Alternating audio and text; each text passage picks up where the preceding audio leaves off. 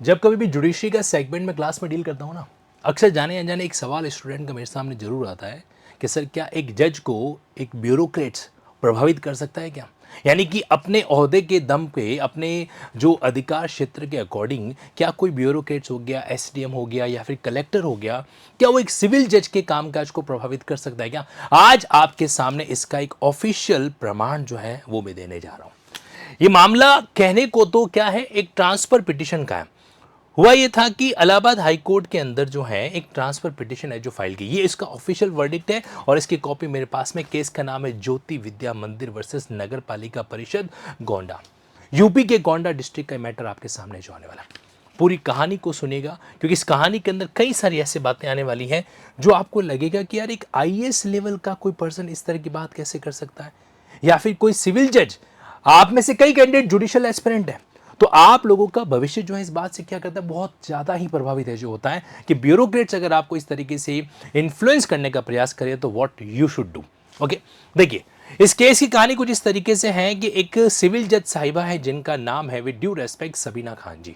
Okay, अब चूंकि official judgement है, एक पब्लिक डॉक्यूमेंट है और शायद इसीलिए मैं आपके सामने इसको डिस्कस है जो कर पा रहा हूँ। ओके, और हमारा इंटेंशन किसी भी तरीके से किसी भी डिग्निटी को, चाहे ब्यूरोक्रेट्स हो चाहे जुडिशरी, उसको इम्पीच करने का कभी भी ना तो रहा है ना कभी रहेगा। देखो जी, इसमें क्या हुआ कि सबीना खान जी ने क्या किया, एक तरीके से एक लेटर लिखा जो उनके डिस्ट्रिक्ट जज हैं उनको, क्योंकि एक सिविल जज का जो आप कह सकते हैं जो सीनियर मोस्ट होता है ना एडमिनिस्ट्रेटिव, वो होता है डिस्ट्रिक्ट जज। तो उन्होंने वहाँ पे उनको एक लेटर लिखा और उस लेटर के अंदर उन्होंने ये बताया कि एक वो क्या थी, वो लीव पे गई हुई थी। जो सिविल जज साहिबा है वो ऑफिशियल लीव पे चल रही थी और उस दौरान जो है उनके पास में कॉल आता है दोपहर के टाइम में। देखो बकायदा पूरा का पूरा सीक्वेंस है। कॉल आता है और कॉल पे पूछा जाता है। अब क्या हुआ, कॉल उनके बच्चे ने उठाया। वो उस समय जो है वो टॉयलेट गई हुई थी, तो कॉल उनके बच्चे ने उठाया। तो सामने की तरफ से पूछा जाता है कि भाई आपकी मम्मी कहाँ है? तो बच्चे ने बताया कि भाई मेरी मम्मी अभी टॉयलेट गई हुई है। फिर पूछा कि आपका नाम क्या है? तो बच्चे ने अपना नाम बताया। फिर बोला कि आपके कोई छोटे भाई बहन है क्या? तो उसने किसके, सिविल जज साहिबा के बच्चे से फोन पे क्या हो रही है, बातचीत है जो हो रही है। ठीक है, समझते जाना। फिर पूछा कि आप अपना नाम बताइए। तो बच्चे ने पूछा कि आप अपना नाम बताइए। तो सामने से वो महिला है वो बोलती है कि मैं अपना नाम नहीं बताऊंगी, मैं आपकी मम्मी से बताऊंगी। ये बात हुई। फिर क्या हुआ कि बेटे ने फोन कट कर दिया। बेटा उस समय जो है मोबाइल फोन पे वीडियो वगैरह कुछ देख रहा होगा। फिर वापस क्या होता है, तकरीबन तकरीबन 2:32 पे वापस कॉल आता है उसी नंबर से। कॉल रिसीव करके जब सिविल जज साहिबा ने पूछा, अब देखो सिविल जज साहिबा डायरेक्ट बात कर रही है, तो उन्होंने पूछा कि बताइए कौन है आप? तो मैडम बोली कि मैं जो हूं वो कमिश्नर हूं, कमिश्नर देवी पाटन। ये देवी पाटन उस डिवीजन का नाम है, देवी पाटन मंडल। तो उसकी कमिश्नर हूं, क्या नाम है, दुर्गा शक्ति नागपाल। यानी कि कमिश्नर ने डायरेक्ट सिविल जज को फोन कर दिया। पहला सवाल यहां पे ये आता है कि क्या कोई भी कलेक्टर, क्या कोई भी कमिश्नर किसी भी सिविल जज को, चाहे वो जूनियर डिवीजन का सिविल जज हो या सीनियर डिवीजन का सिविल जज हो, क्या उसको कॉल डायरेक्टली कर सकते हैं क्या? पहला सवाल तो ये। आप लोग मुझे कमेंट बॉक्स में आंसर जरूर देते हुए चलेगा। अब देखो, तो कॉल किया कि भाई मैं कमिश्नर देवी पाटन जो है सो इन सो बोल रही हूं, आप कब तक छुट्टी पे रहोगे, आप कब तक छुट्टी पे रहेंगी? मैंने पूछा कि ये आप सब ये क्यों पूछ रहे हो? सिविल जज साहिबा ने उनसे पूछा क्यों जानना चाहती हो? फिर उन्होंने कहा कि मैं एक बार मुकदमे के बारे में बात करना चाहती हूं। ये कौन कह रही है? वो जो सीनियर आईएएस साहिबा है जो कमिश्नर के पद पे बैठी है, वो सिविल जज साहिबा से कह रही है कि मैं आपसे जो है एक मुकदमे के बारे में बात है जो करना चाहती हूँ। ठीक है, ये मैं आपको पीडीएफ में शेयर करूंगा, डोंट वरी। ये जो केस है आपके ज्योति विद्या मंदिर वर्सेस नगर पालिका गोंडा, ये पीडीएफ आपको लिंकिंग लो तंसुख सर के टेलीग्राम चैनल पे मिल जाएगी और इस वीडियो के डिस्क्रिप्शन के अंदर भी उसका लिंक प्रोवाइड करा दूंगा मैं ना उसी। तो फिर उन्होंने कहा कि मैं एक बार मुकदमे के बारे में बात करना चाहती हूँ जो आपके कोर्ट में लंबित है। तो मैंने फोन कट कर दिया, सिविल जज साहिबा ने फोन कट कर दिया। सिविल जज साहिबा ने ये सोचा कि यार कोई कमिश्नर मुझे ऐसे डायरेक्टली कॉल क्यों ही करेगा, फेक कॉल हो सकता है वगैरह वगैरह, ये सोच के उन्होंने कॉल हो जाए कट कर दिया। ठीक, और वापस हो सकता है उस नंबर से 1-2 बार कॉल आए होंगे बट उन्होंने अटेंड जो नहीं किया। फिर उसके बाद में क्या होता है, तकरीबन 3:30 बजे जो है कोर्ट से जो उनका स्टेनो है उनका फोन है जो आता है और वो कहता है कि एक दूसरा स्टेनो विकास करके वो उनसे बात करना चाहता है। और विकास फिर बताता है कि कमिश्नर देवी पाटन दुर्गा शक्ति के स्टेनो कोर्ट में आए थे और आपकी छुट्टी के बारे में पूछ रहे थे और आपका नंबर भी मांग रहे थे। तो कोर्ट का स्टाफ मैडम को फोन करता है। अब स्वाभाविक चीज है कि मैडम जो है वो कोर्ट की प्रिजाइडिंग ऑफिसर है, लीव पर है, तो क्या हुआ, है तो उसी कोर्ट की प्रिजाइडिंग ऑफिसर ना। तो उनके स्टाफ ने फोन करके बताया कि भाई ऐसे ऐसे कमिश्नर के ऑफिस से वो लोग आए थे और आपका नंबर पूछे, तो बोले थे कि मैडम कब तक छुट्टी पे रही थी वगैरह वगैरह, इंक्वायरी है जो कर रहे थे। तो फिर सिविल जज साहिबा को लगा कि शायद जो पहले कॉल आया था वो भी ऑफिशियल कॉल है जो ही होगा, मतलब जो किसी ने कॉल किया हो कमिश्नर ऑफिस से ही किया होगा। तो उन्होंने क्या किया, वापस कॉल बैक किया। अब समझना कहानी का एक एक स्टेप। तो अब सिविल जज साहिबा ने वापस 3:30 बजे मेरी बात कमिश्नर मैडम से हुई, तो उन्होंने फोन उठाते हुए क्या कहा, अब ध्यान से सुनना। इनके इसी स्टेटमेंट से हाईकोर्ट को बहुत बड़ी नाराजगी थी। एक सीनियर आईएएस लेवल की कैडर की महिला जो 25 साल सर्विस में रह चुकी है, उन्होंने कुछ ऐसी बातें कही जो हाईकोर्ट को अच्छी नहीं लगी। क्या है देखिए। तो जब उन्होंने सिविल जज साहिबा ने वापस कॉल किया, जब कोर्ट से उनको इन्फॉर्मेशन मिली तो उनको कंफर्म हो गया कि चलो भाई ऑफिशियल कॉल होगा, हो सकता है कोई इमरजेंसी हो। तो तकरीबन दोपहर को 3:30 बजे उन्होंने वापस कॉल किया, कमिश्नर मैडम से बात हुई। तो फोन उठाते ही मैडम ने क्या कहा कि अच्छा हुआ आपने मुझसे बात कर ली, नहीं तो मैं आपकी शिकायत हाईकोर्ट करने वाली थी। एक ब्यूरोक्रेट्स जुडिशरी को बोल रहा है कि मैं आपकी शिकायत जो है हाईकोर्ट करने वाली थी। आपको तमीज नहीं है, आपको तमीज नहीं है। कौन कह रही है, एक सिविल जज को वो जो आईएएस साहिब है वो डांट लगा रही है, आपको तमीज नहीं है। मैं सीनियर आईएएस हूं और कैसे बात कर, सीनियर आईएएस ऑफिसर से कैसे बात करते हैं। मैं 27 साल की सर्विस में ऐसा ऑफिसर नहीं देखा। मुझे तो आपने व्यवहार से ऐसा लगा कि आप जुडिशियल ऑफिसर है भी या नहीं। अब देखो, अब यहां पे बात है ना, अब बात जुडिशरी की डिग्निटी को आ रही है।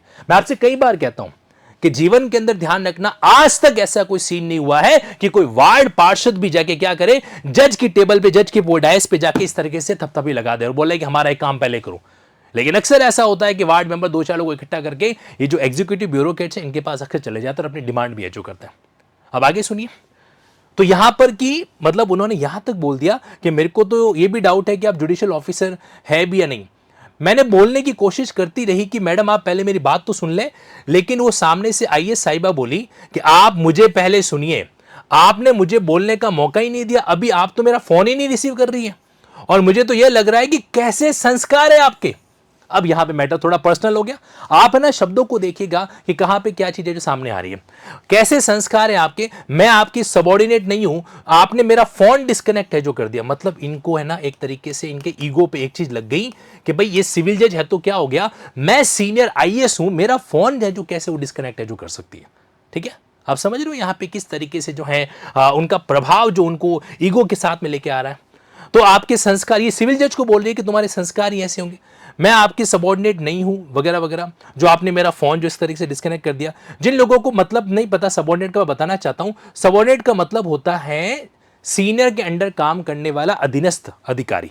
ठीक है, तो वो आईएएस कह रही है कि तुमने मेरा फोन कैसे डिस्कनेक्ट जो कर दिया। ठीक है, मैंने कहा मैडम आप शिकायत करना चाहती। अब देखो सिविल जज का जवाब सुनिएगा और आप मुझे कमेंट बॉक्स में बताइएगा कि यहां पे सिविल जज के द्वारा भी बोलने में कुछ ऐसी कोई चीज हुई है क्या जो आप लोगों को एक सबक के रूप में आगे ध्यान रखना है, ये जरूर सोचिए।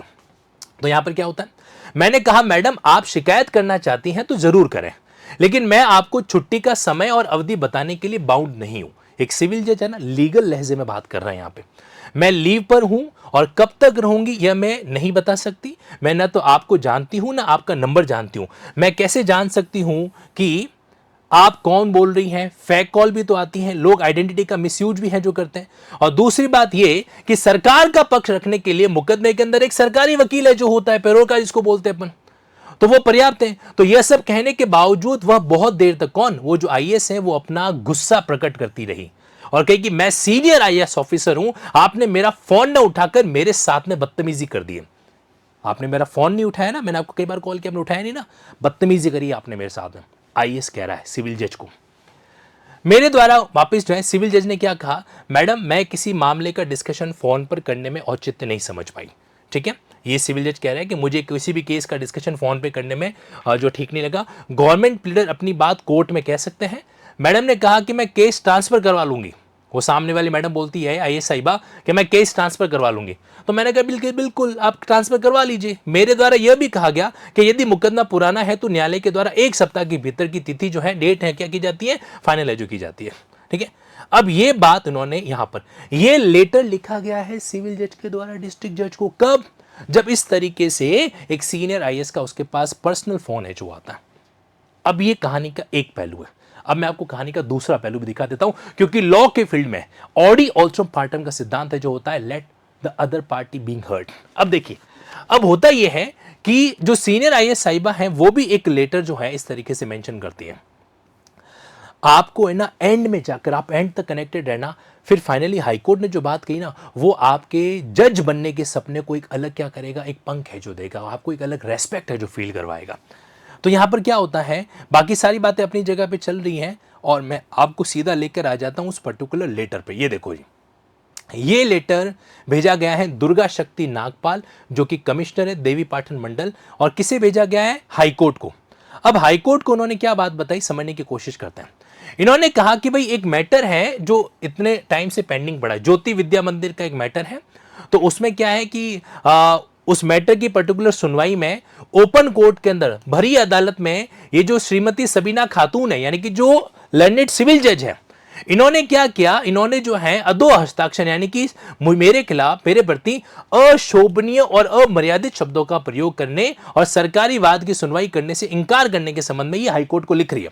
मतलब कि हाईकोर्ट को शिकायत की जा रही है सिविल जज के खिलाफ, किसके द्वारा, ब्यूरोक्रेट्स के खिलाफ, ब्यूरोक्रेट के द्वारा। अब देखो इन्होंने क्या कहा, इन्होंने ये पहले वो सारा फॉर्मेलिटी बताया कि भाई ऐसा ऐसा मैटर है, कोई मैटर है जो पेंडिंग पड़ा था 1997 से जो है मैटर वेटर पेंडिंग वेंडिंग चल रहा होगा। तो फिर क्या था कि इनके द्वारा जो इस तरीके से जन सुनवाई है जो की जाती है, उस दौरान ये मैटर है जो सामने आएगा। जन सुनवाई को ये कहते हैं जनता दर्शन, ठीक है। तो जनता दर्शन के दौरान ये जो डिस्प्यूटेड गवर्नमेंट लैंड है जो कि 30 साल से अवैध कब्जा होने तथा उसके बाबत सिविल न्यायालय में वाद विरचित होने के विषय में जानकारी है जो मिली, सो एंड सो। तो ये जानकारी मिली तो उन्होंने फिर किया कि इनको संबंधित जो एसटीएम वगैरह थे इनको बोला कि भाई इस मैटर के अंदर आप पैरवी है जो कराइए। तो इसी क्रम में यह जानकारी होने पर कि जो प्रिजाइडिंग ऑफिसर है वो लंबे समय से अवकाश पर है और ये जो आईएएस ऑफिसर है को श्रीमती सबीना खातून गोंडा को फोन किया गया। देखो ये उन्होंने एडमिट किया कि हाँ मैंने फोन तो किया था। अब मैटर ये भी आता है कि भाई वो सीनियर आईएएस साहिबा भी तो हो सकता है गुड फेथ में काम कर रही हो कि भाई 30 साल पुराना मैटर है, वो जो मैडम है जज साहिबा जो है वो कोर्ट में काफ़ी टाइम से छुट्टियों पे है जो चल रही है, तो डायरेक्ट उनसे ही पूछ लो भाई आप कब तक आओगे क्या नहीं आओगे। बट ध्यान रखना एक शब्द होता है प्रोटोकॉल। क्या 30 साल तक मैटर जो है वो सबीना खान जी के पार्ट पे पेंडिंग था क्या, ये सोचने वाली बात है। क्योंकि देखो कोई भी मैटर पेंडिंग होता तो आप सिर्फ जज को दोष नहीं दे सकते, जज के साथ साथ और कई सारी चीज़। कई बार ऐसे केसेस के अंदर होता है कि जो पार्टी है वो कोर्ट में अपीयर नहीं होती, और खासकर जहाँ पे गवर्नमेंट पार्टी बनाई हुई थी गवर्नमेंट की तरफ से कई बार जवाब है जो नहीं आता, या कई बार जो पेंडिंग है जो रह जाती। खैर जो भी हो, बट यहाँ पर है इन्होंने अपना एक तरीके से मकसद बताया कि उन्होंने फ़ोन इस पर्पज़ के लिए किया था, परंतु फ़ोन उनके द्वारा न उठाकर किसी और के द्वारा उठाएगा। अब देखो शब्दों को कैसे घुमाया जाता है। तो फोन बच्चे ने उठाया था, उन्होंने सवाल जवाब किए थे, वो सब वो उन्होंने यहाँ पे नहीं लिखा है कि मैंने बच्चे से बात की, क्योंकि यहाँ पे उनका एडमिटेड फैक्ट हो जाता ना कि भाई आपने बच्चे से क्यों बात कर रहे थे, बच्चे से क्यों पूछ रहे थे कि उसके भाई बहन है कि नहीं है, उसका नाम है जो क्या है वगैरह, है ना। ये चीज़ यहाँ पर आपके सामने। तो उन्होंने यहाँ पर बच्चे का जिक्र ही नहीं किया, बोला कि किसी और के द्वारा उठाया गया। लगभग 1 घंटे बाद उनका फोन आया और जब उनसे ये जानकारी के लिए आग्रह किया गया कि भाई आप कब तक अवकाश पर रहेंगी, आगे छुट्टी बढ़ाएंगी या नहीं बढ़ाएंगी, तो उस पर उन्होंने अपशब्दों का प्रयोग है जो करते हुए मुझसे यह नहीं आप कहा कि आप मुझसे यह नहीं पूछ सकती। उल्लेखनीय है कि उनके मेरे द्वारा प्रचलित मुकदमे पर कोई चर्चा नहीं की गई। इस फोन वार्ता के बारे में जो अंडरसाइन है द्वारा जनपद न्यायाधीश यानी कि जो डिस्ट्रिक्ट जज हैं को उसी दिन फोन से अवगत कराया गया एवं निवेदन किया गया इस मुकदमे को शीघ्र निस्तारण है जो किया जाए। अभी अपना पक्ष है जो रख रहे हैं कौन, कमिश्नर साहिबा, ठीक। अब आगे देखते चलाओ इस केस के अंदर और क्या क्या सेगमेंट हमारे सामने आता है।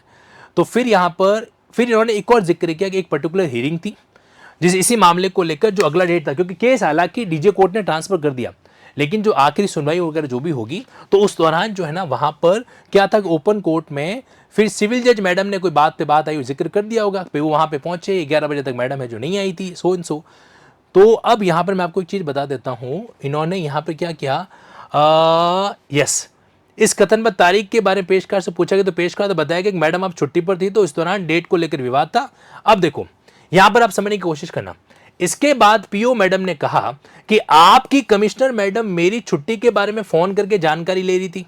कमिश्नर कौन होती है मुझे फोन करके मेरे अवकाश के बारे में जानकारी लेने के लिए, लेने वाली आयुक्त महोदया के प्रति खुले न्यायालय में ये उनका कहना है कि भाई इन्होंने इस तरीके से जो है ये शब्द इस्तेमाल है जो कि वर्बल बातें यहां पर सामने आ रही है। देखो 2 बड़े लेवल के अधिकारी, एक ब्यूरोक्रेट्स हैं। मैं आपको सच बताऊं ना तो इस तरह की कहानियां सामने नहीं आए तो ही अच्छा होता है, लेकिन आज इस कहानी को मैं आपके सामने एक सबक के तौर पे बता रहा हूं कि चाहे जुडिशियल ऑफिसर है और चाहे वो एडमिनिस्ट्रेटिव ऑफिसर है, दोनों की एक मर्यादा होती है, एक लक्ष्मण रेखा होती है और उनको उसका उल्लंघन करने के लिए कभी भी इजाजत नहीं दी जाती है ना। अब रही बात सिविल जज की, तो देखो ध्यान रखना, संविधान में एक बात लिखी हुई इंडिपेंडेंसी। आप इमेजिन करिए अगर वाकई में इस तरीके से हो और कोई भी ब्यूरोक्रेट जब मर्जी है सिविल जज को फोन करने लग जाए, तो सिविल जज तो इन्फ्लुएंस रहेगा कि नहीं रहेगा, प्रभावित होगा कि नहीं होगा। अब फोन करके सिविल जज को बोल दिया जाए भैया हाँ इस मैटर के अंदर कल सुनवाई है, आप देख लीजिएगा, वो करना है, ये करना है, वगैरह वगैरह। चाहे भले ही गुड फेथ में बात करो, लेकिन आप बात नहीं कर सकते, आपने एजेंट भेज रखा। एजेंट मतलब गवर्नमेंट एजेंट का मतलब यहाँ पे जो सरकारी वकील साहब है। तो ये मैटर यहां पे रहा। अब सुनो हाईकोर्ट ने क्या कहा। ये तो मैंने आपको दोनों पक्षों की बात बताई, एक पक्ष ने क्या कहा, दूसरे पक्ष ने क्या कहा। अब यहां पर आपके सामने हाईकोर्ट ने जो है ना स्पेशल अंडरलाइन किए। हाईकोर्ट ने कहा कि बाकी सारी चीज अपनी जगह पर है, कोई पर्टिकुलर डिस्प्यूट भी होगा, विवाद होगा, हम इसको एग्री करते हैं, लेकिन फिर भी ये जो आईएएस साहिबा है इनकी कुछ बातें हमको ठीक नहीं लगी। और बकायदा हाईकोर्ट ने अपने ऑफिशियल जजमेंट में इसको वर्डिक्ट में इसको क्या किया, अंडरलाइन किया। नंबर 1 देखिए, हाईकोर्ट ने कहा कि मैं एक बार मुकदमे के बारे में बात करना चाहती हूं। मैं एक बार क्या करना चाहती हूं, यहां पे मुकदमे के बारे में बात है जो करना चाहती हूं और जो आपके कोर्ट में लंबित है। तो आप कोर्ट के जज को ये नहीं कह सकते फोन के ऊपर कि मैं आपसे एक मैटर के बारे में बात करना चाहती हूं, भले ही आप डिस्ट्रिक्ट लेवल के अधिकारी हैं क्यों ना है। दूसरा, 3:30 बजे जब बात हुई तो कमिश्नर मैडम से उन्होंने क्या कहा, फोन उठाते क्या बोला कि अच्छा हुआ आपने मेरे से बात कर ली, नहीं तो मैं आपकी शिकायत हाईकोर्ट में है जो करने वाली थी। आप क्या धमका रहे हो कि भाई तुम सिविल जज हो, मैं सीनियर आईएएस ऑफिसर हूं, तुम्हारी शिकायत में हाईकोर्ट के अंदर है जो कर दूंगी। ये वाला पॉइंट बकायदा हाईकोर्ट ने इसको कोर्ट है जो किया। ठीक है, 27 साल की सर्विस है, ऐसा ऑफिसर मैंने आज तक नहीं देखा। दूसरा आपके संस्कार कैसे हैं, ये बात सीनियर ऑफिसर ने सिविल जज को कैसे कह दी, हाईकोर्ट को इस बात से नाराजगी रही है ना। देखो ध्यान रखना, हाईकोर्ट है, जरूरत पड़ने पे सिविल जज को डांट लगाता है तो सिविल जज का गार्डियन भी है, वो संरक्षक भी है। वो ऐसे मामलों के अंदर वो एक संरक्षक की भूमिका है जो निभाता। यह सब कहने के बावजूद वह बहुत देर तक अपना क्रोध प्रकट करती रही। मैं सीनियर आईएएस ऑफिसर हूं, आपने मेरा फोन न उठा के बदतमीजी करी है। एक सिविल जज को आप ये कह रहे हो, ये बकायदा ये सारे अंडरलाइन कोटेड वर्ड है। कमिश्नर मैडम द्वारा अपने पद के प्रभाव का दुरुपयोग कर डराने और माननीय उच्च न्यायालय में शिकायत करने की धमकी देकर, मतलब सिविल जज ने एक लेटर अगर लिखा है तो मान के चलो कि वाकई में ऐसी कोई सीन किस तरीके से जो सामने आई होगी। और आप ये भी नहीं कह सकते कि ऐसा नहीं हुआ होगा, क्योंकि सामने की तरफ से भी रिप्लाई आ गया। वन साइडेड जजमेंट होता तो बात अलग होती, दोनों तरफ से रिप्लाई आ गया। और एक बात एडमिटेड फैक्ट है कि कॉल तो किया गया था, ये बात तो इन्होंने सीनियर आईएएस साहिबा ने भी क्या कर दी, एडमिट है जो कर दी। अब यहां पर हाईकोर्ट क्या कहता है जरा ध्यान से सुनना। हाईकोर्ट ने बाकी सारे मैटर्स को ध्यान में रख दिया, लेकिन हाईकोर्ट ने बहुत ही क्लियर कट शब्दों में कहा, this court can not shut it eyes after noticing the insulting language use against the जज। ये न्यायालय जो है अपनी आंखें बंद नहीं कर सकता कि कोई फोन कॉल पे किसी भी जज की इस तरीके से इंसल्ट है जो करे। ये स्टेटमेंट अपने आप में पावरफुल और गूज बम्पिंग है। आप इमेजिन करिए आंखें बंद करके कि हाई कोर्ट क्या कह रहा है कि हम अपनी आंखें बंद नहीं कर सकते जब कोई सिविल जज को इस तरीके से फोन कॉल पे इंसल्टिंग वर्ड के साथ बात है जो करे। प्रोटेक्टर, ओके, कौन? High court, honourable high court. This court being the high court is an obligation to protect. High court जो है protect the lower court from being insulted और प्रेशराइज। आप किसी भी लोअर कोर्ट पे ऐसा प्रेशराइज नहीं डाल सकते।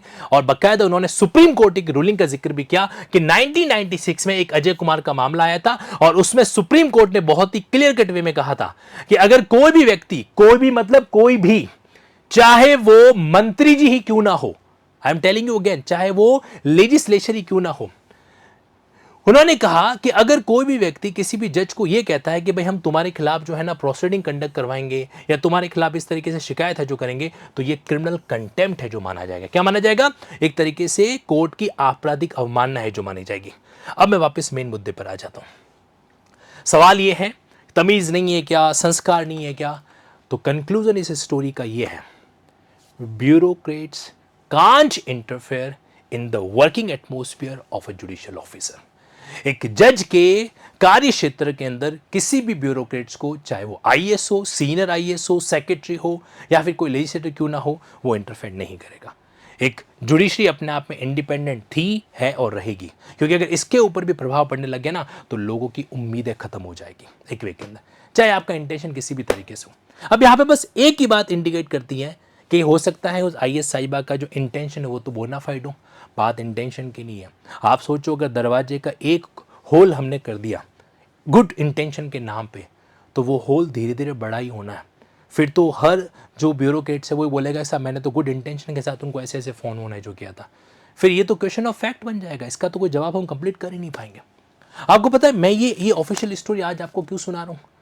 मेन मुद्दा ये है कि आप में से जो भी कैंडिडेट जो पिछले कई सालों से सिविल जज की प्रिपरेशन कर रहे हैं और खुद को कमज़ोर मान रहे हैं, मत मानिए कमज़ोर।